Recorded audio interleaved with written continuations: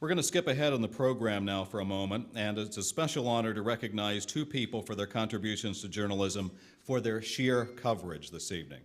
The National Press Club selected CBS News correspondent Lara Logan and Al Jazeera's Dorothy Parvaz as winners of the John Aubuchon Press Freedom Award for 2011. The Aubuchon Press Freedom Award honors those whose actions embody the struggle to advance press freedom and open government.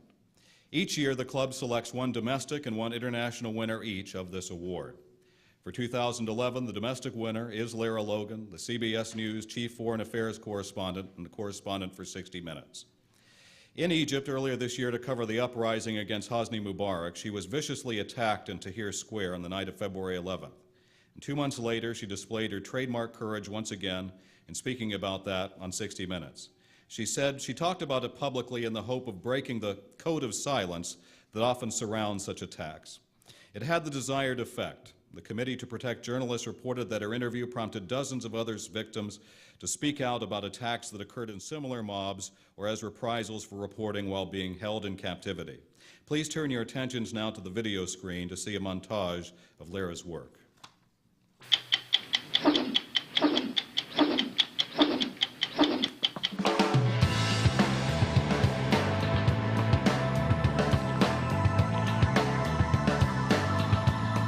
My biggest hurdle to getting 2 stories initially was being a young woman. And that was the hardest thing possible, was overcoming the misogyny that governs this business.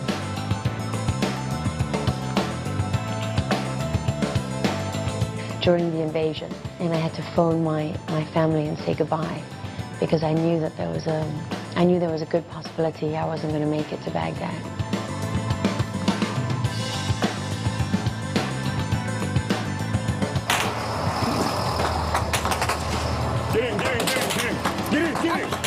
Do you enjoy going into those situations of danger? I think really for me it's a constant reminder of how fortunate you are in your daily life.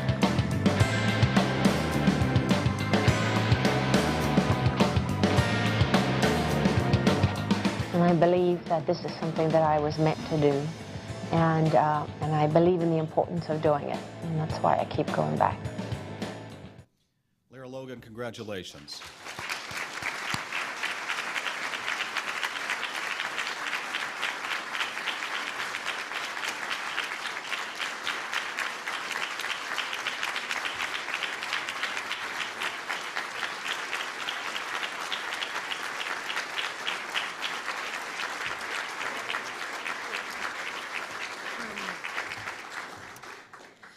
Boy, I feel like I'm outclassed and everything else by Dick. I can't really follow that. Dick, I tried harder. I don't know if that counts. I could sit and listen to you all night. I'm sure everyone in the room felt the same thing. You feel dwarfed by what you do so well. And I think that's what I still am trying to live up to, that tradition at 60 Minutes and at CBS. And I'm very fortunate to be where I am. And you know, one thing that I'm not sure I've been able to say enough after what happened to me in Egypt was that you grow up in this business, and let's face it, it's as a number of people have said to me tonight, it's brutal, and you sort of, you know, you have to get used to that as normal. You expect to be screwed by everybody around you, right? Because sooner or later that's going to happen. So you just protect yourself against that by keeping your head down and working as hard as you possibly can, and hoping that somehow you're still going to surface at the end. But in the wake of Egypt, I guess I kind of discovered something that I'd really forgotten and maybe overlooked and maybe underestimated. And that was when all my colleagues came out and did and said the things that they did. One of the first things that happened to me was I got a box from someone called Ann Coulter at ABC News. And I didn't know who Ann was, and I'd never met her. But then suddenly in my lap was this beautiful white box, and it was filled with letters from all the women who worked at ABC. And I've subsequently received 2 packages like that. And, you know, suddenly it was like being a newborn baby. You feel that kind of vulnerable. And everything that my colleagues came out and said about what happened to me personally, privately, publicly, all of that was just like wrapping me in a blanket, and I could start to rebuild and find that person that was, I guess, lying in Tahrir Square somewhere. And I'm so grateful for that in so many ways. And I have such respect for the people that I work with, because I think every true journalist in their heart is exactly the same. We're all doing it for the same reason. Every person that stood up here, my mother died of MRSA. Thank you very much to you for your work. My sister actually does work in Mozambique and South Africa on HIV prevention. She's one of the people that does that. So, but all of us at our heart, we do it because we really, truly believe in it. That's the journalism that survives. That's the journalism that you did, Dick, so much better than me. If I could be as good as you, that'll be an achievement. That will be my personal achievement. And I really wanted to say thank you to the National Press Club. You took me in your arms, thank you, and recognized what I've tried to do, and hopefully, you know, I can go far beyond Egypt and leave a greater contribution than that in the work that I do. But it means the world to me, and it helped me rebuild, and I am very, very grateful. Thank you so much.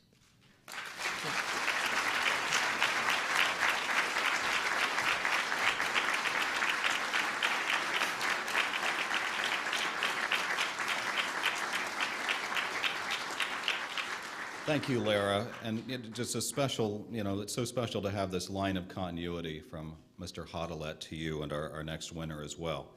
One of the most important missions of the club and any NPC president is to speak actively, to issue statements, as we did today, when needed on press freedom issues, today's problem in Iran. And the case of our next winner was one that kept us busy earlier this year. As with Lara, we're very happy that she could join us here this evening. The international winner is Al Jazeera's Dorothy Parvaz. She also faced terrifying treatment while doing her job, and her story also unfolded amid the Mideast turmoil that was arguably this year's signature global news event so far. She was detained on April 29th while arriving in Syria and placed in a jail where she heard the sounds of savage beatings before being sent to Iran. Altogether, she spent 19 days in detention and out of touch with her family and colleagues. Here's Dorothy's story.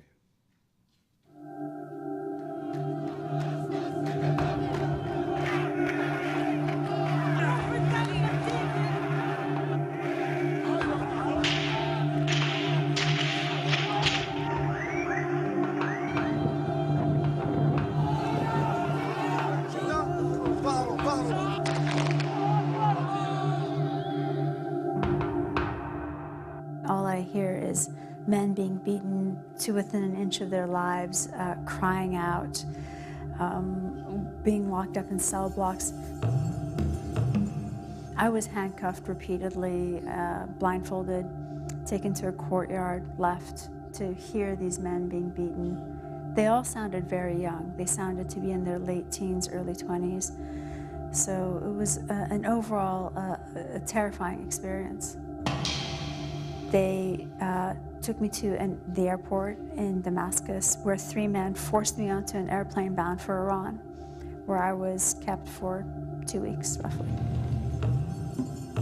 My thoughts, though, were, aside from being with my family and worrying about whether or not they knew where I was, were with the people in Syria and the younger people I saw there. I couldn't understand the reason, not just why the men were being beaten, but there were young women. I talked to young women who had been clearly just swept up, blindfolded, and taken to these places and not being told why. They had no contact with their families either. I felt I was away from all eyes of the law. I can't describe just this dark place that I was in. It was this disused military compound, it seemed, away from everything. At a certain point, you want to cover your ears. You don't want to hear it anymore because it becomes that much. I mean, it seemed endless.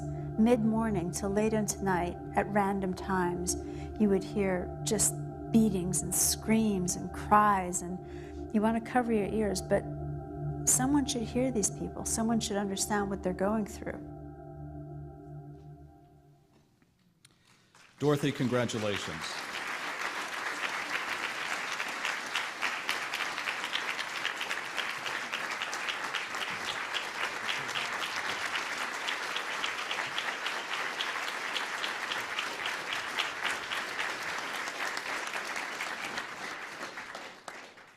before anything else, Mr. Hodelet, you succeeded.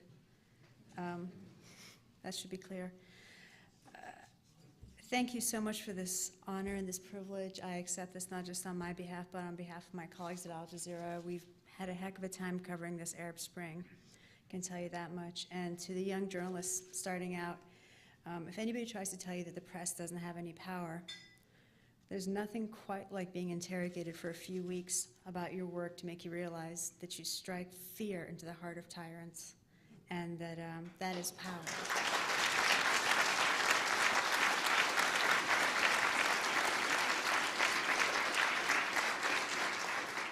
So I just want to say thank you again.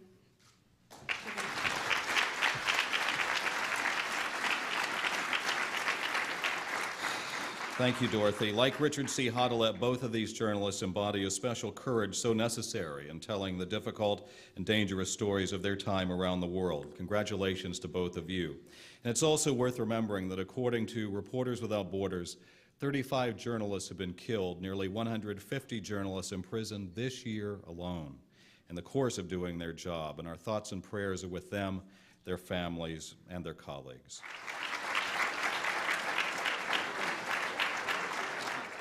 The Aubuchon Press Freedom Award honors those whose actions embody the struggle to advance press freedom and open government. Each year, the club selects one domestic and one international winner each of this award.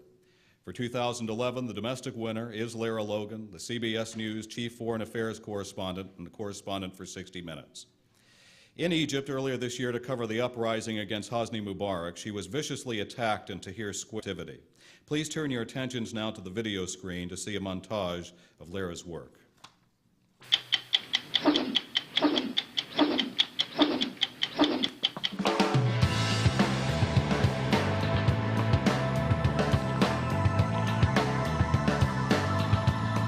My biggest hurdle to getting 2 stories initially was being a young woman. And that was the hardest thing possible, was overcoming the misogyny that governs this business.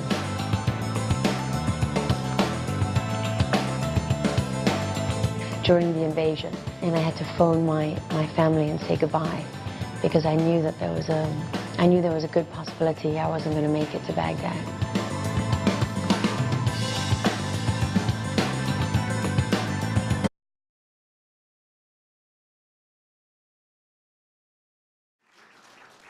We're going to skip ahead on the program now for a moment, and it's a special honor to recognize 2 people for their contributions to journalism for their sheer coverage this evening.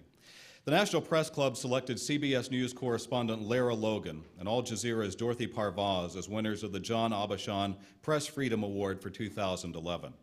They were on the night of February 11th. And 2 months later, she displayed her trademark courage once again in speaking about that on 60 Minutes. She said she talked about it publicly in the hope of breaking the code of silence that often surrounds such attacks. It had the desired effect. The Committee to Protect Journalists reported that her interview prompted dozens of other victims to speak out about attacks that occurred in similar mobs or as reprisals for reporting while being held in captivity.